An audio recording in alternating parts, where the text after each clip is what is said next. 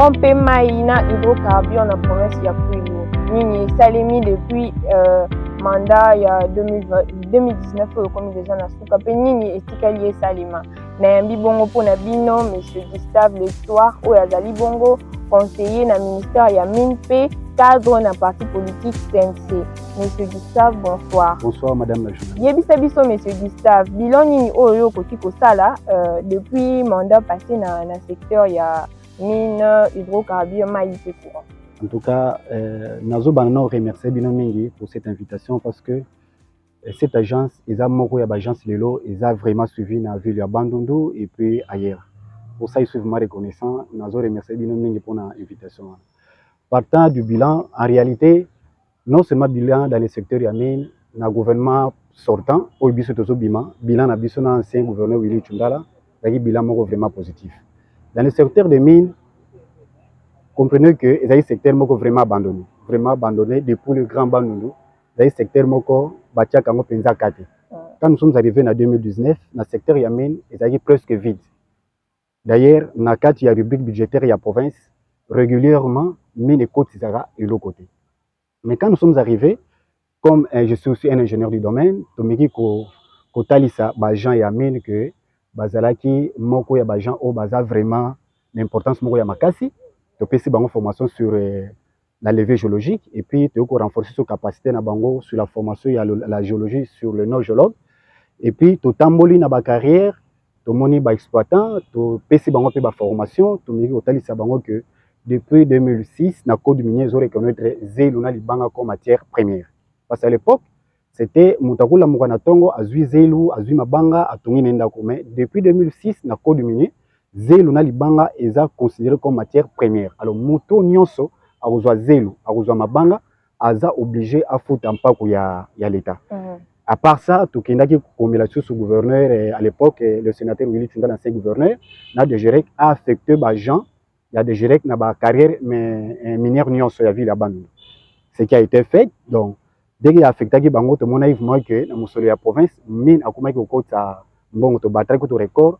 Donc, comment tu as un niveau de 3 millions par mois dans le cadre de la mine à ville abandonnée. Or, depuis le grand banc de nos secteurs, on est à la vide. Dans la rubrique budgétaire, voilà un peu. Dans le secteur, vraiment, il y a mine. Moi, je vais avancer tout ça là. Et puis, il y a hydrocarbures. Bon, généralement, hydrocarbures et mine, ils sont ensemble. Mais le code minier de 2006 est au Kabola Yango. Mine est comme le Mususu, hydrocarbures est comme le Mususu. Oui, une chose est vraie que hydrocarbures est géré dans la régie financière. Tel que la DGRAT, elle dépendra directement de la DGRAT, la taxe, la station, tout ça, il dépendra de la DGRAT. Mais nous, à notre niveau, comme ministère, tout le monde a dit que bien que Bazo soit bon dans la province, tout le la province Boïté, nous avons proposé un arrêté à la gouverneur à l'époque, à signer un arrêté, pour fixer quelques taxes pour les sujetis, au Bazo, Teka, Carburant, Balabala, tout ces puis, tout bien ça, vendeur nion sur carburant, vu le Bandundu, et puis il y a le Mobimba, total ici Bango, Moutakola, la carburant, à côté. Carburant, ils ont des dégâts vraiment ébélés. Donc, pour renforcer la capacité, ils étaient aussi obligés de faire quelque chose parce que le carburant pour l'environnement, tout ça va nous déranger. Voilà un peu dans le secteur hydrocarbures et le camion tout ça là qui est une rubrique budgétaire pour la province hydrocarbures et il peut quelque chose. Pour l'énergie, parce qu'ils ont 3 secteurs. Oui. Pour l'énergie, de l'autre côté, bon, tu proposes qu'il y ait un projet d'électrification à la ville de Bandundu. Malheureusement, c'est un projet qui est resté inactif, manque peut-être de financement. Et puis de l'autre côté, dans le barrage à Kakobola, il y a eu plusieurs avancées à notre règne, malgré que mais il y a eu vraiment avancé depuis 2019 jusqu'à nos jours. Voilà un peu ce que je vous confirme que c'est un bilan vraiment positif. Depuis Koya Nayope, depuis le début de mandat, il y a un mandat comme Nasuka. Mais nini o bien bosali concrètement pour tout monde situation il y a exploitation artisanale échanger coup douté tout monde pas d'encadrement et jusque là tout le monde a exploitation minière à mon côté nini o bien bosali concrètement. Bon, en réalité biso pour naba exploitant bon peut-être vous êtes journaliste il faut aussi faire un effort dans comment sur le terrain pour poser bon ma question avant notre arrivée exploitant zaki mutumoko vraiment négligé. Azaki vraiment négligé, baba non considéré comme la mutumoko, ou ya tangate, ou ya zana niveau pentate. abandon ça peu importance n'a été. Mais à notre arrivée, comme je suis du domaine, je suis un ingénieur en pétrole et gaz, to zwaki ba exploitant wana to pesi bango eloko liboso formation. Total ici bango eloko liboso que taxe ya mine, eza taxe te oyo ye exploitant il faut futa. Eza taxe sur les transports de matériaux de construction. Population ebele pe bayebaka te so somba zelo na libongo, yo client ozo obligé osomba ofuta mbongo ya mine te. Moto afuta mbongo ya mine eza transporteur parce que na arrêté eza bongo. Taxe sur les transports de matériaux de construction. Total ici bango ke taxe ya mine wana bango nde bakofuta yango te, eza ba transporteur bakofuta yango et puis deuxièmement total ici bango bako moto ako zala na accès te na kati ya carrière sans obtention ya autorisation exploitation. Parce que généralement toza na pays moko agressé la guerre na pays na biso ba mine ba carrière minière. Alors moto ako kota te na kati ya carrière sans une carte d'exploitant. Voilà, après la formation, tout est que bango, tout meki ko côté c'est bon, il devait acheter au préalable ba carte pour que c'est bon accès na carte ya nani ya ba carrière. Et puis bah c'est poser qui plusieurs questions ba réunion na bango pour na intérêt na bango. Chaque fois biso to futa mankamo na nyonso, on se met en ordre mais biso comme exploitant intérêt na biso ezalaka nini. Na question wana eluka liboso comme ministère to appuyer ki bango ensemble avec l'excellence Alpha Luma. To appuyer ki bango na quelques outils de travail, ba bêche, ba pao na ba carré presque nyonso, to pesa ki bango et puis to meki ko talisa bango ndenge nini to kwaki to soki ba mesure ya ko réunir bango en coopérative comme une association. Comme association bango za statut règlement d'intérêt ba légaliser yango, ba za reconnu régulièrement soki ba financement zo na banque, les oki na lwalaba, les oki na katanga et ko kwaki pe ko yela bango. Alors dès là, to meki ko raisonner à notre niveau, to komela ki secrétariat général ya mine atini la biso service ya SAIMAP. Za moko ya ba service ya assistance et puis encadrement ya ba exploitant. Chose dite, chose faite, heureusement que le secrétariat a répondu biso atini la biso service na SAIMAP, to yamba SAIMAP na ville abandon to installer en la province ya Kwilu. Actuellement ils ont fonctionné. Donc ba exploitant au baza na ville abandon actuellement baza considéré ndenge mona ba exploitant baza na Katanga puis na Lolaba. Voilà un peu, on est acquis quelques avancées bon pour la industrie minière. Bon, c'est un peu difficile que tant que dans notre province, tout ça, il y a nos études à propriété sur une prospection minière qui a province ils ont une cartographie minière. Le moins peu bayana non, exact. Voilà un peu, merci. Tout le monde pour ça qui bon na secteur ya mai pe courant. Nini oyo ko ko yebisa biso nini to ko kanga na passage na secteur ya mai na courant. Oui, na secteur ya mai na courant. En tout cas, tout ça il peut avancer belé. To apporter vraiment des réformes belé na ville et puis na province. Na ya liboso na secteur ya mai. Bon, la Régie des eaux c'est une entreprise privée, c'est une entreprise indépendante, c'est pas dit privée. Et tout ça qui pesant na ya maka c'était souillé, mais néanmoins, tu apporter quelques réformes na la Régie des eaux. Surtout beaucoup plus sur ba compteur na. Généralement, ceux qui ont soumis le pangu et que au fouti bampa konyo sa Régie des eaux ba installer dans les mailles. Régie des eaux a un compteur. Il y a un compteur, a imposé au compteur et puis a vu film qu'on a signé à compteur plomberie à plomber. C'est-à-dire que hier Régie des eaux a regardé notre compteur on a acheté mutako réglé. Avantage à client. Alors pour la mesure de sécurité naïe à plombakango. Maintenant on s'est posé la question comme technicien aussi comme ministère, qu'est-ce qui garantit aux client que compteur est fiable? Parce que ça qui est, ils ont quota gagnant-gagnant. J'utilise les lots, je paye et puis vous me donnez des lots. Mais à un moment donné, tout le monde a pu bengi directeur il y a régional, il y a régie des eaux. Total, c'est l'eau qu'on a que normalement, bah, compteur, il ne faut pas étalonner. Étalonnage à compteur, c'est une étude en métrologie, une étude de mesure. Je donne un exemple. Supposons que nous avons un bidon de 25 litres de l'autre côté, puis rempli d'eau, et puis côté, ils ont 25 litres vide. Donc, tu comptes dans 4. Exercice, c'est que tout le monde a maï, awa, et les canaux, où ils ont vide, mais passé par compteur. Pour nous réellement maï et puis la quantité. Ça peut arriver que au moins compter les PC et bolexi maï compter les PC 25 litres. Ça peut aussi arriver que maï koto est traversé quand au lieu de 25 litres les PC par exemple 30 litres. Mais tout le monde fait ba client sous bazar qui se plaindre que depuis beau installer ba compteur facture comment que y a tal au makasi que par rapport c'est ça le vrai problème il y a Régie des eaux zaki wana ya étalonnage ba compteur. Parce que le compteur, en soki kaka goutte ya zéro, le côté na 4 et bouge à maman rotation nango. Moi, autrement, au sala, exact, et qu'il y a des avantages ya client, normalement. C'est pourquoi tu fais ça qui régit des eaux, recommandation, on a liboso, ameka ko vérifier ba compteur a nettoyer yango régler normal après 6 mois. Il nous avait promis que installation chantier wana eza na Kikwit très bientôt akokaki ko ba ko installer on a vu il y a Bandundu et ko avancer. Puis deuxièmement toujours avec le secteur ya courant, toujours avec la régie des eaux. Oui. Le méga kotali ça y est, généralement ba client belé ba bana ko se plaindre pas na biso que muta sombi compteur na régie des eaux ko botchele na ndako. Mais la facture compteur yaka en location. Le coin to yipsaki DG ya régie des eaux kotali ce que muta ceux qui a sombi compteur na ye et botchele compteur na ndako akokwa isiko jamais ko zali sous locataire la compteur wana normalement. Heureusement qu'il nous avait promis que prochainement bako meka kotala un peu secteur wana. Voilà un peu quelques réformes automemi na secteur de l'eau. À part ça, nous avons créé la régie provinciale de l'eau en coopération avec l'Allemagne, la GIZ. Bon, ezaki moko pe ya ba proposition ya Banque mondiale parce que ba financement ezali qui déjà pour y na province. Bango, vous voyez que les Allemands bana rythme na ndenge basala misala na bango. Parce que taki te ba travailler directement na politique mais ba créer structure moko pour gérer mai na ba finance na bango wana. Nous avons proposé un arrêté, le gouverneur Willy Tshungal à l'époque a signé un arrêté wana. Lelo, nous sommes fiers de voir qu'à notre époque province a bénéficié plus de 100 millions et quelques de dollars pour le financement ya ba mai. Donc très bientôt les penses na main awa quartier côté Antoluzingo et puis Istem bazo sala ba forage moko vraiment ya minene na ba fontaine vraiment ya minene au conquérir par régie des eaux et puis na ba province ailleurs grâce à la création ya régie provinciale. Okay. Voilà un peu quelques avancées dans le secteur de l'eau au biso to sala comme ministère. OK, dans le secteur ya courant ni bo avancer kuna. Bon, dans le secteur ya courant généralement oui, dans le secteur ya courant généralement nous sommes dans une ville où le courant est vraiment stable, on a biso yebi, mais il s'est posé beaucoup plus un problème ya électrification ya ville ya Bandundu.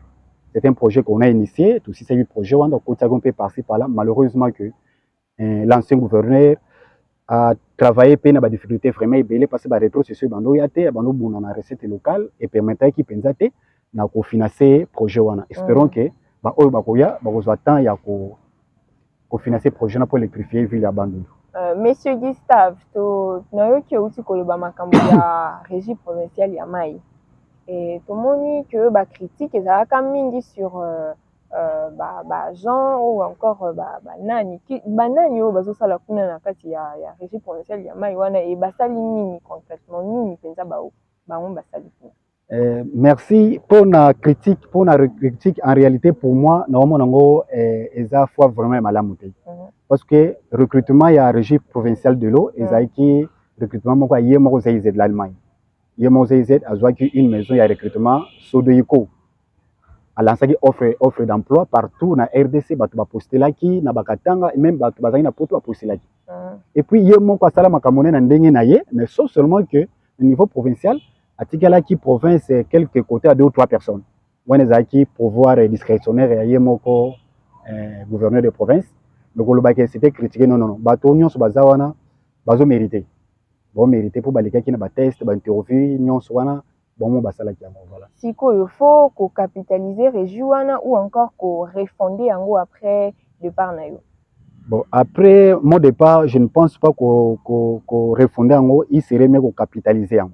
Pourquoi? Parce que tous ces agents qui besoin en régie financière régie provinciale de l'eau ont bénéficié plusieurs formations en matière de l'eau.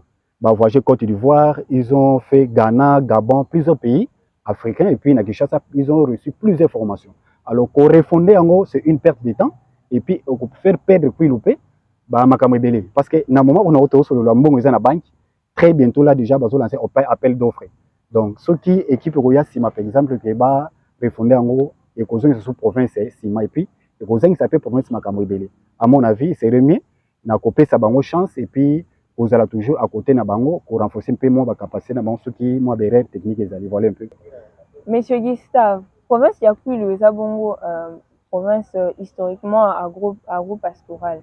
Est-ce qu'un jour ekoki vous allez intégrer na ba province na exploitation minière révélée? Oui, bien sûr.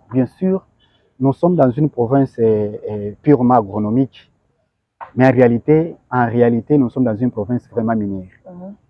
Pourquoi? Parce que ezaki moko ya mission au ancien gouverneur apesaki biso au total que nous sommes capables de faire sa province une cartographie minière. Pourquoi je dis ça? Nous avons les indices minéraux dans la province, il y a Kwilu. Quand nous sommes arrivés, il n'y avait pas vraiment un projet dans la matière wana et le boto salaki de meke kozwa to lansaki na nos cartographie de indices minéraux et la province mobile. Je peux seulement vous confirmer que dans la province de Kwilu, on a des indices presque partout. Presque partout, vous allez me supporter. Oui, on a cité quelques villages où il y a des matières premières dans la province de Bandung. Nous avons par exemple dans le territoire de Bakata, dans le secteur Kwanga Kasai, village Kimbi, nous avons le coltan. Dans le secteur Kwilu Ntober, dans le village Ntober, nous avons le coltan et cobalt. Dans le secteur Kindweme, village Ntaba, Mbelo, Panga et Kipala, nous avons le coltan, le diamant et le plomb. Nous avons les cités de Mabenga, nous avons les diamants et nous avons le plomb et le pétrole. Nous avons dans le secteur Manzasai 1 et 2, là on trouve le cobalt et autres métaux. Nous avons dans les villages le Fimba, mercure et autres métaux. Nous avons dans les cités de Fatundu, plusieurs villages dans le Bakata et puis nous avons aussi dans le territoire de Gungu, dans le territoire de Gungu, dans le secteur Mungindu, le long de la rivière Lutima, dans le diamant. Toujours dans le territoire de Gungu, dans le secteur Mudikula, le long de la rivière Lutima, tout à peine à diamant, et puis autres minéraux de Gungu. Dans Gungu, tout à sulfate de manganèse, tout à potassium, tout à cobalt, tout à peine à coltan. Pour aller vers la fin, tout à le territoire de Bulungu, dans Bulungu, tout à le secteur Nkara. Dans le secteur Nkara, dans le village Bienzi, tout à diamant.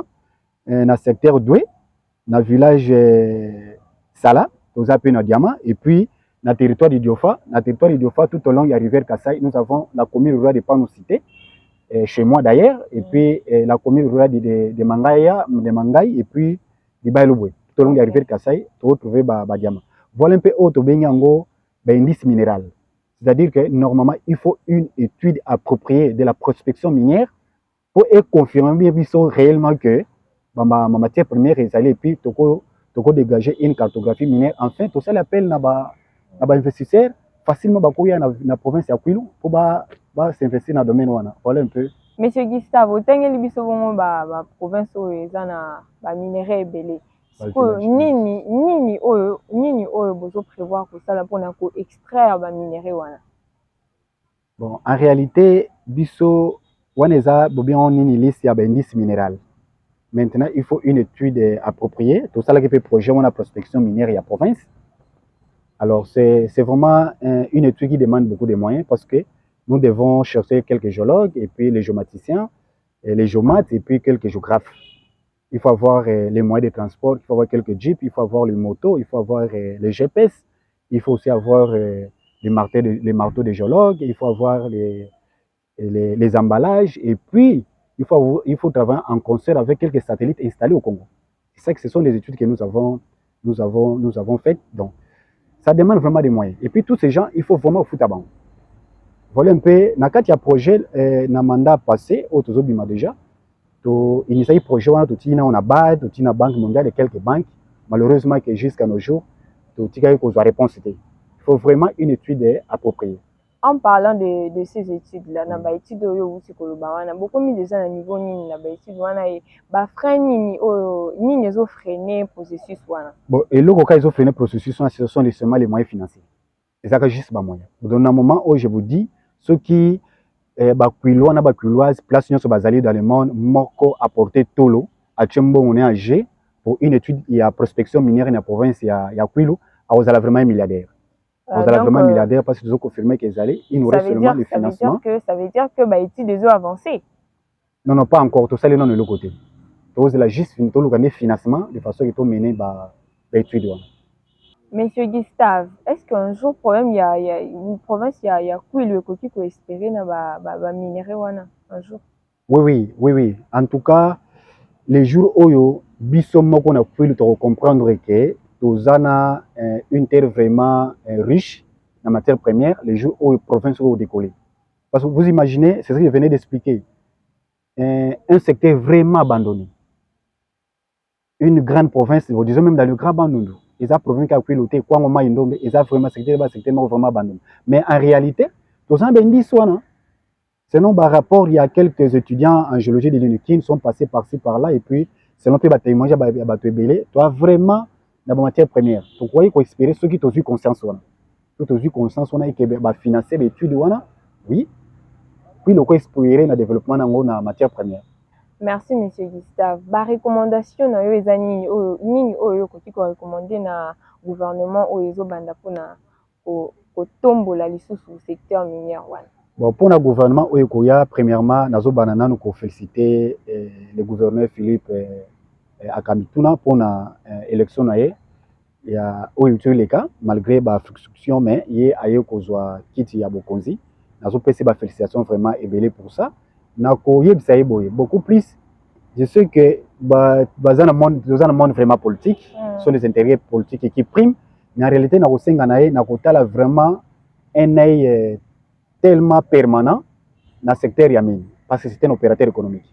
As of ma secteur wana na considération, ce qui a raté ministre, mais na quatre ya cabinet ya ministre wana à tenir compte vraiment des niveaux d'études, surtout il y a domaine. Au moins que la réforme on a pesi ceux qui tozaki du domaine était, mais tantôt ça l'angoté. Ce n'est pas normal que secteur Yamin et le secteur moko vraiment en avenir. Bocha par exemple un médecin, bocha par exemple un juriste, bocha n'importe quel domaine ou hasard du domaine était. À quoi porter le côté, il y a un vraiment à tenir, à regarder le secteur Yamin et moko vraiment ya malamu. Et puis, très bientôt là, nous allons voir la nouvelle équipe, le ministre Oya Ropona, vraiment, il travaille beaucoup plus dans les techniciens. À travers vraiment les techniciens, de façon qu'il va me accompagner. Voilà un peu, le qu'on a dans le domaine wana ya Yamin.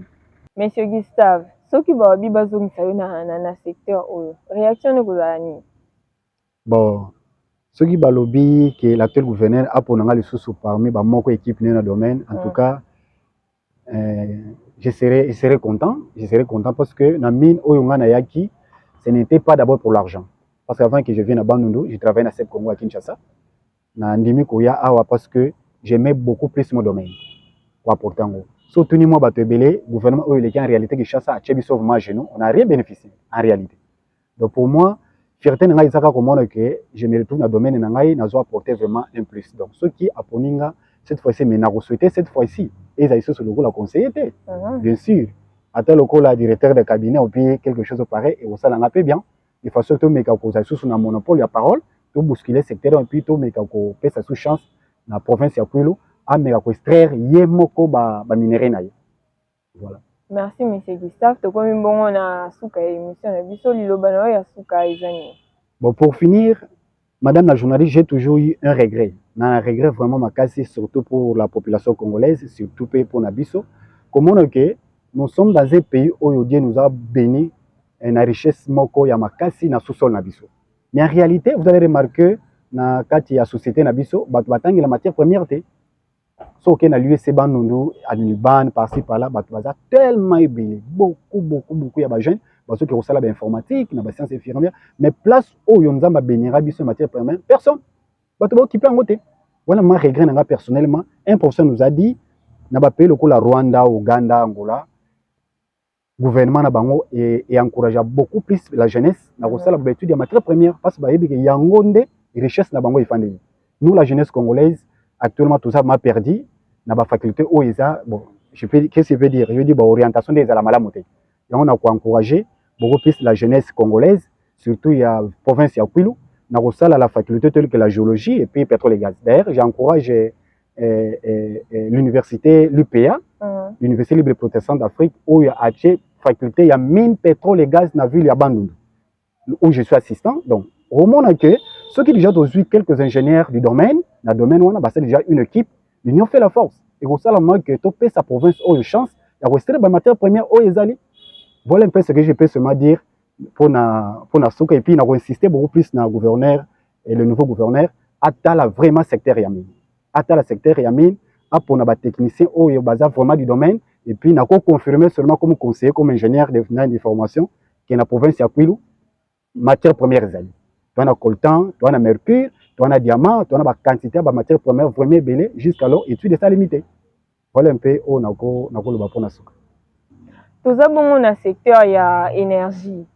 Toyo qui que SNEL a lancé nini moko alobi pour installer bah compteur prépayé. Point de vue sur décision des années. Bon, point de vue nanga comme conseiller au ministère dans le domaine prépayé, en réalité, ce n'est la zone autorité. En réalité, la zone autorité, mais peut-être la manière dont à procéder yango. Parce que le problème est que nous avons l'habitude de payer la facture après la consommation. Mais cette fois-ci, ce n'est pas la facture avant la consommation. C'est au moins ça. Maintenant, il faut regarder la classe sociale et la population. Parce qu'il faut foutre avant que nous soyons là, à foutre déjà nous sommes dans une ville où ils ont vraiment administratif, ils ont vraiment économique, circulation bon penza, ils ont la penza malamoté. Comme c'est déjà un projet lancé, nous avons la fois passée la régie des eaux avant qu'elle a organisé une journée porte ouverte. Recommandation dans le conseiller dans le ministère, ils ont que SNEL a lancé une journée porte ouverte, a invité toutes les couches de la population, les couches sociales de la population, et à la présente dans la salle, la question réponse à mes côtés, important s'il y a compter prépayé, mais imposer en gros directement à la population, c'est un peu dur à mon avis. Voilà un peu, moi, quelques mots on a glissé en fonction de la compter à organiser une journée porte ouverte de façon que atteindre sa population, important s'il y a compter prépayé. Merci, c'est par cette réponse que nous visons la fin de cette émission. Nayambaki bongo pona bino balandi ya les as télévision nayambaki monsieur Gustave oyazali bongo conseiller na ministère ya mine pe cadre na parti politique CNC. Et merci beaucoup, on se dit à la prochaine.